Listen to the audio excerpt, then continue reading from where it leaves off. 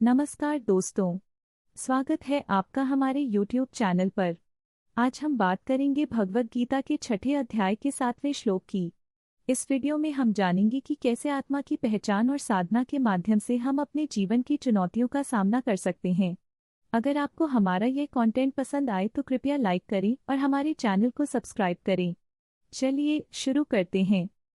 उद्धरेदात्मनात्मानं नात्मानमवसादयेत् आत्मैव ह्यात्मनो बंधुरात्मैव रिपु।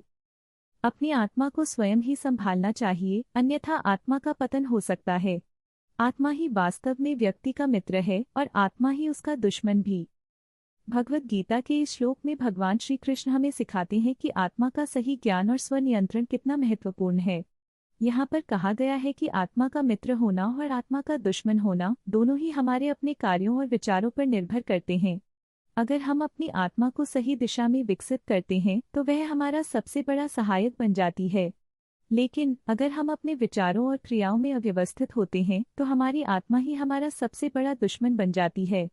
इस श्लोक का मुख्य संदेश है कि हमें अपनी आत्मा को पहचानना और उसे सशक्त बनाना चाहिए। एक बार की बात है, एक छोटे से गांव में एक युवक रामू रहता था। रामू बहुत मेहनती और ईमानदार था, लेकिन उसे हमेशा दूसरों की बातें सुनकर अपना मन बदलने की आदत थी।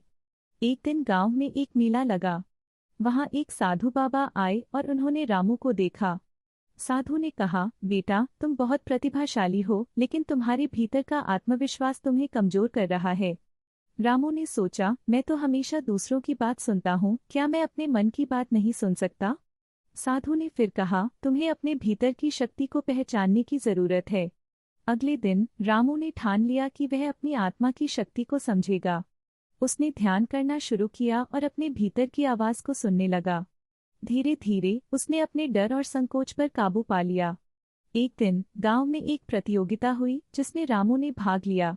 उसने पहले स्थान पर जीत हासिल की और सबकी प्रशंसा पाई। अब वह जान चुका था कि आत्मा ही उसका मित्र है जब वह अपने मन की बातें सुनता है।